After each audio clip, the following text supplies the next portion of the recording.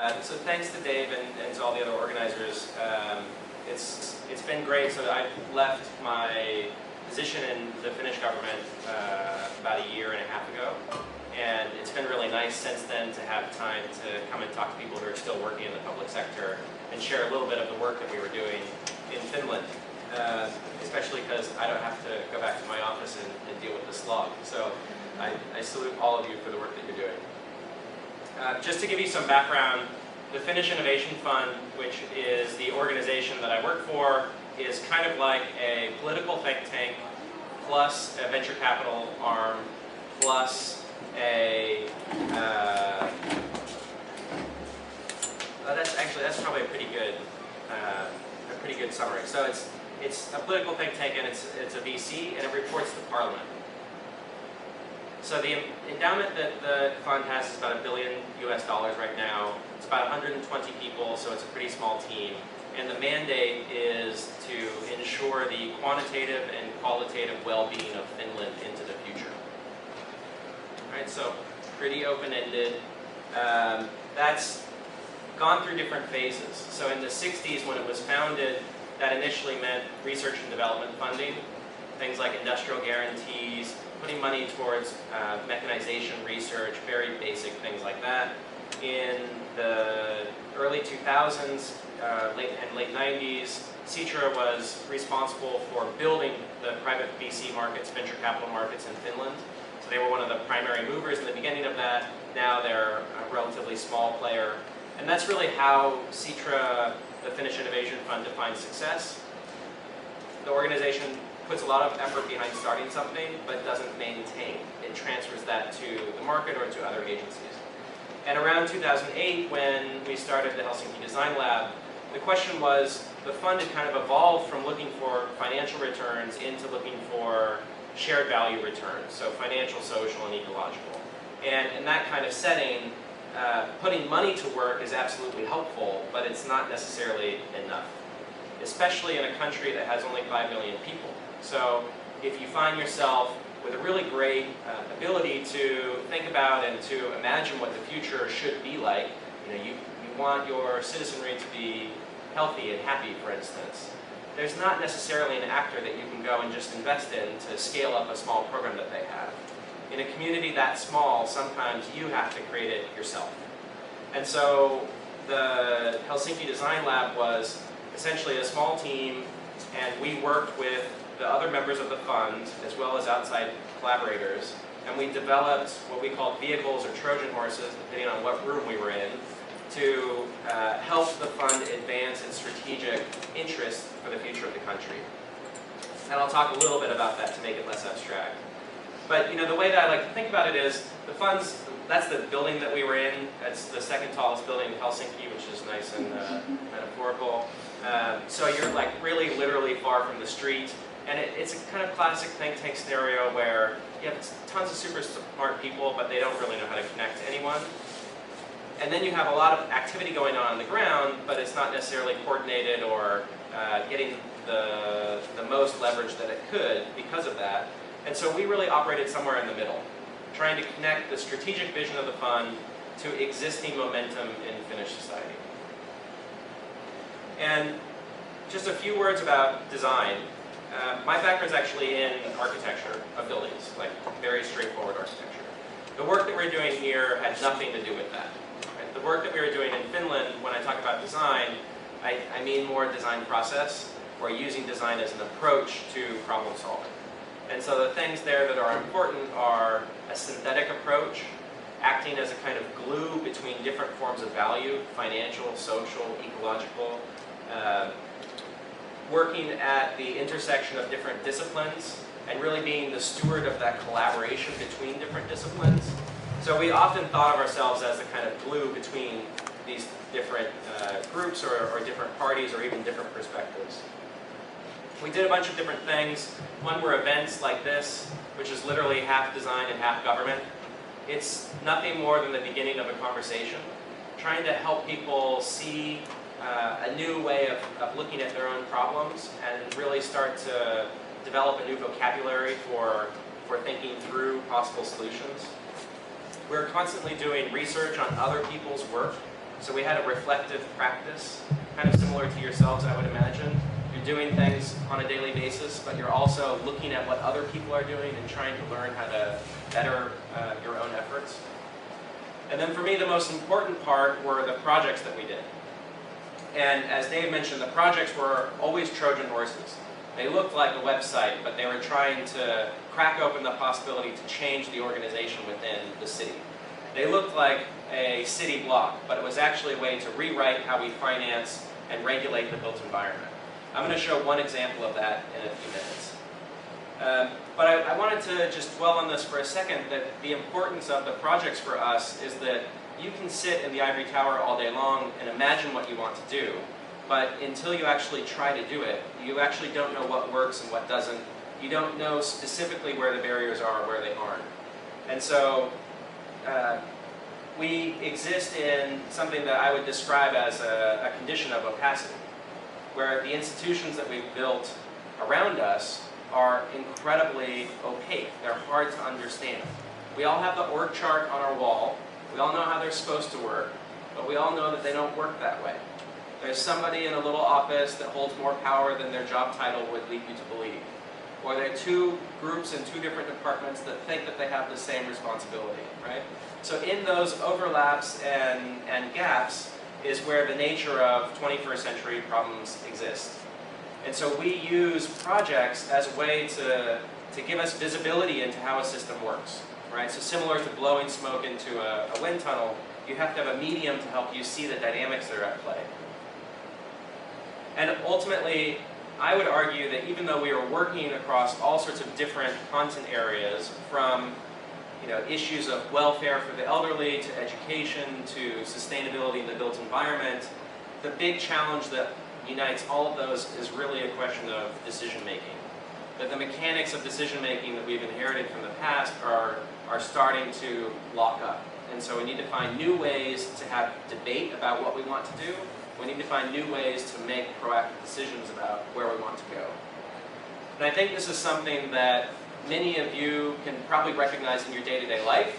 And you can also find in the most extreme case if you search YouTube for Parliament fight, which is my favorite pastime. So this is from South Korea. You'd find it from many other countries if you look online, including the US if you go back far enough in history. Just about every decision-making body has devolved into fisticuffs at some point. And from a designer's perspective, as a real outsider when I started this work, my question was, what? Why? In theory, we design our Congresses and our parliaments to be the most calm, effective decision-making body in the land, and yet clearly we know that that's not the case. So until we can get into the very discrete kind of mechanical level of that and be party to the way that the machine actually works, then there's not much hope for actually moving forward. And this is something that we saw in Helsinki as well, in some very real examples. I'm just going to show a few of those. This is Helsinki's first food cart. It was in 2011. Oh, isn't that cute? This was started by a 21, 22-year-old entrepreneur, and he, like a good Finnish citizen would, went and asked for permission. Just like, oh, hey, that's a nice thing to do. He called all the city departments that you would call, public works, real estate, because the city owns most of the real estate, the health and hygiene department, etc., and said, I want to do a food cart. Can I do this? And all of the please.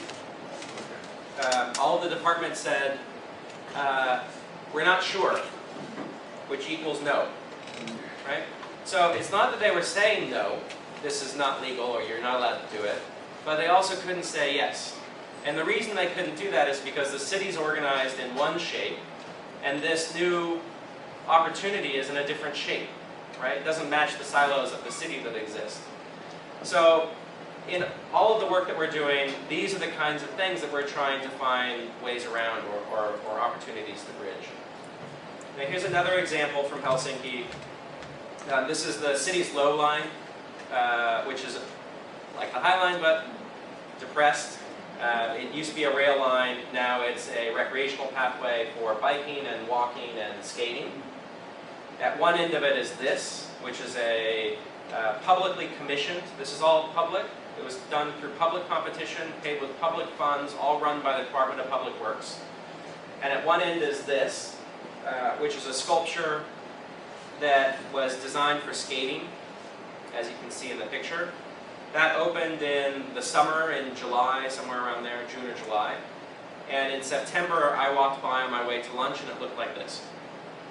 So Public Works had gone back with their diggers and torn up the tarmac around something that they themselves had built a few months before. And this became a bit of a controversy in the city, because ultimately that happened because the neighbors, which you can kind of see in the top, they were complaining about noise from skating, right? Fair enough. Nobody wants to live next to a bunch of loud noises. But immediately this tells us there's a problem in the planning process, because by law in Finland, the community next to a development has to be consulted and there's a comment period.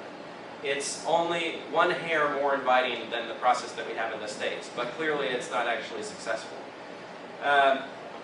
So the city came back and they tore it up, but because they're the city, they did it to code. So they put a little ramp so that you can roll your wheelchair into the little island of tarmac in the middle, and they put up cones to make sure that you know that it's there. And then 1 week later, again on my way to lunch, this is what I saw. The same team that built it and then tore it up is now back paving it over. Why?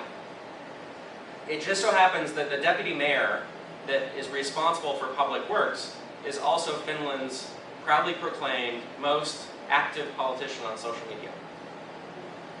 So he is the one that's getting the majority of the pressure from his constituents through social media saying, this is too loud, I can't believe you did this without consulting us, which of course they did. You have to fix this, you have to fix this. And so he did. And then he got people complaining, wait a second, we all did this properly, you can't just tear it up because a few people complained. So then he had to put it back. And for me, this whole story is emblematic of a moment that we live in where we're between a representative system and a participatory system. Right? So I'm sure many of the people here have felt the desire to have a more participatory engagement with our citizens. And yet, some things, particularly when it involves physical matter or parts of the city, really, really take much more coordination. And so, if we want to have a participatory process, what we end up with is the kind of persistent scar that you have here. But from the public side, from a citizen's perspective, the city can often feel like this. This is especially true, I think, in Helsinki, where the political class is less active. So in Finland, politicians generally don't actually have as much power as the bureaucracy, the civil service does. And for instance, the food cart that I showed you, a year before that, the mayor had made it part of his platform that Helsinki was going to have food carts. And nothing happened, right? So our bureaucracies can feel like they're faceless, that you can't communicate with them. And in fact, they're designed that way, right? They're designed to have official communications channels, not individual workers who communicate. But everything else in our world has changed. So if you have a bad flight, like I had a delay of 2 hours on JetBlue this weekend, and if I were so inclined, I could have tweeted to JetBlue and said, hey, what's going on? Why are you guys late? And they would have at least made some attempt to make me feel better, right? Of course, they can't change anything, but they would respond. So more and more, we're asking for everything around us to respond, and yet government is constrained by the way that we're organized and our protocols. This, by the way, is the officially commissioned portrait of the previous deputy of Public Works. Or sorry, Commissioner of Public Works. That hangs in City Hall in Helsinki. And it's not that people aren't trying or that they don't have the right idea. So this is a form that the city put together to invite citizens into a planning process for the future of the city. And you can see on that first red line there that they're asking for how will the Helsinki of your wishes come true on the topic of the future of motoring, which is interesting that it's motoring and not mobility. Your answer in brief, one theme at a time, 60 characters or less, right? So people are asking for input, but they're not actually giving they're not giving anybody the room for it. And it's not that they were jerks and that they made a bad website for this. It's that their procurement channels only allow this to come out the other end, right? So there are only a very few number of firms that are willing to deal with the procurement process there. It's very heavy, and this is what it produces. So when we were looking at kind of public sector challenges, it's not in the ideas of, oh, we need to bring in big data, we need to bring in design, we need to bring in new public management. It's none of the shiny bells and whistles. It's about the mundane systems that we have already and how we nudge those in a slightly different direction. I'm going to actually skip this video here. I'm going to summarize this. Who's seen Fantastic Mr. Fox? Who, besides the people in the back who've seen a similar talk before, who remembers this scene? Anybody? Okay. So this is a movie, for those who haven't seen it, which is very good, and it's about barnyard and wild creatures that live more or less a human life. So they wear clothes, they listen to the radio, they cook breakfast. It's extremely civilized, except for one behavior that happens a few times in the movie, and then they revert back to animals. It's only the moment when they end up eating, right? So he might get there, probably not. But when they eat, they turn back into wild animals and go, right? Like a fox would eat. And so the challenge for us at HDL, and I think the challenge for us broadly as a society actually, is to change. Yeah, okay. So he has all of the costumes of a different way of life, but his instincts revert him back to being an animal, right? The challenge for us as a group of professionals, and I think as a society, is to change the instincts of the systems that we have. To change the instincts. Because we can add on as much fancy design stuff as we want, but if we revert back to traditional evaluation, traditional ways of working in the heat of the moment, then we haven't really achieved any net positive result. Okay, so I'm going to show one project quickly. This is something called the Design Exchange, which was a collaboration between us, the city of Helsinki, the city of Lahti, which is a smaller city, the Environment Ministry, and the Social Services Department in the city of Helsinki. This is an image of the innovation group in the EU. This is the environment that we give ourselves when we're trying to do things differently. Right? This happens to be a physical environment, but I think the similar kind of thing works as well, or carries to, again, the kind of systems and expectations around that work. And so with the Design Exchange, what we're looking for is a way to bring new skills and new perspectives into public sector. We use exchange because we really believe that it's a cultural challenge, in the same way that people from two different countries have an exchange. Design is something that you can't just add with a few magic drops. It's something that you develop over time, you develop a fluency with over time. And so with the exchange program, what we were looking to do is place designers inside public sector departments to work with existing project teams as part of those teams for many months, so that they have enough time to rub off on each other a little bit, right? To learn from a designer's perspective what it's like to work in the public sector context, and for the public sector participants to learn what it's like to have a new set of skills as part of your daily team.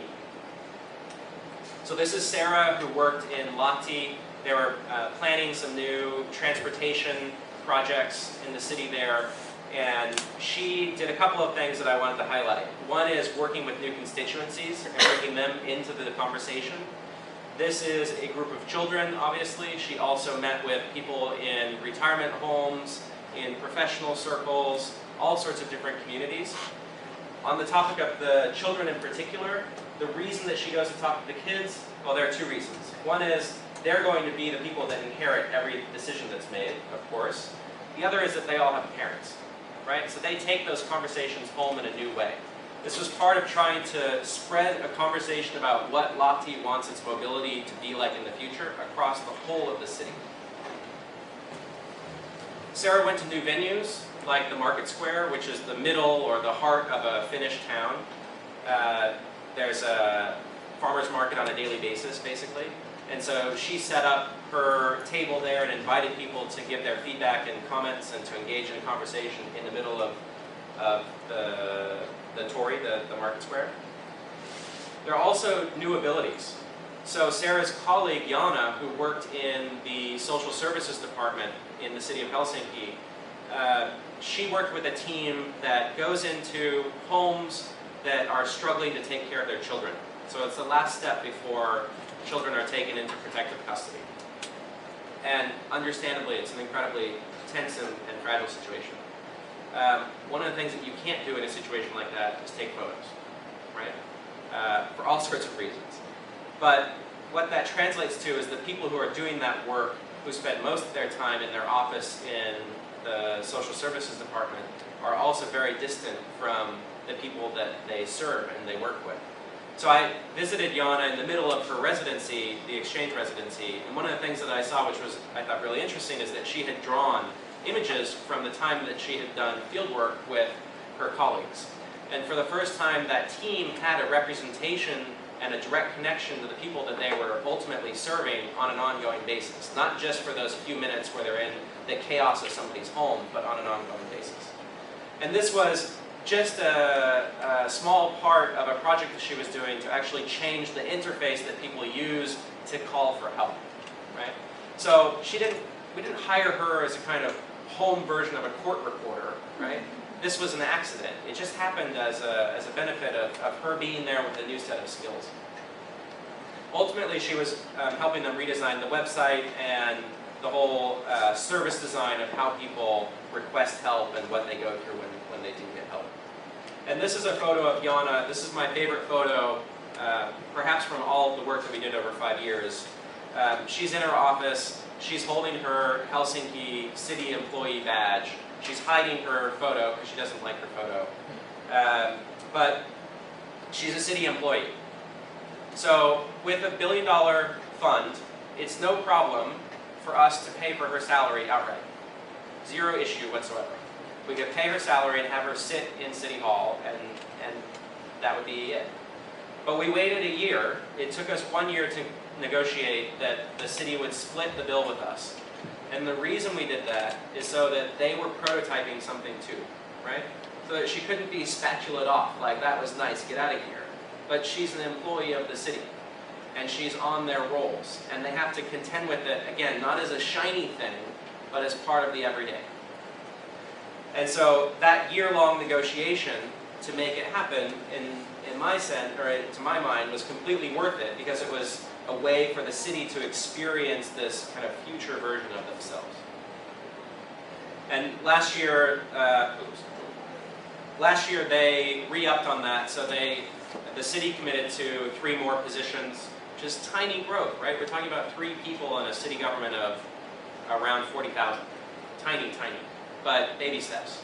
And it was really great to see the city make that commitment on their own without any funding from us. So again, that's kind of what success looks like for an organization like CTRO. So that's a really quick introduction to what Helsinki Design Lab did, and a really quick example of one of our projects. The website, which I'll put up in a minute, I think I need to add a slide, but I'll do that. The website has tons of documentation. We were writing constantly. Every week during the life of our work, there was a blog post about what we were doing, who we were working with. There are also a series of publications online. Each of those publications are written in a kind of how-to style. So we wrote about what we did, but we also wrote about how we did it. What was the practice that we were engaging in? For instance, how did we source talent, or how did we conceptualize a program?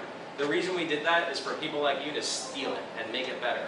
So I really encourage you, if any of this is interesting, to check out the website and do whatever you want with the content there, because it's all under Creative Commons.